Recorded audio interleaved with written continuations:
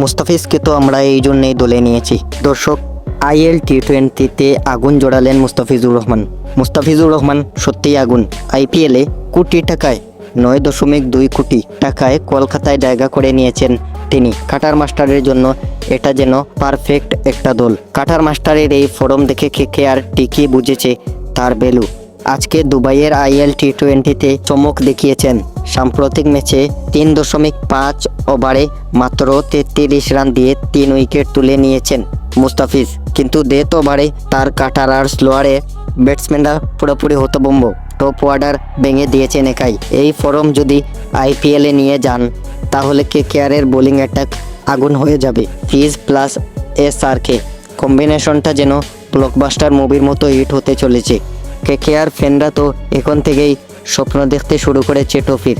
দর্শক, মুস্তাফিজ এবার আইপিএলে কেমন পারফরমেন্স করবেন বলে আপনার মনে হয়? আপনার মতামত জানিয়ে দিন কমেন্ট বক্সে।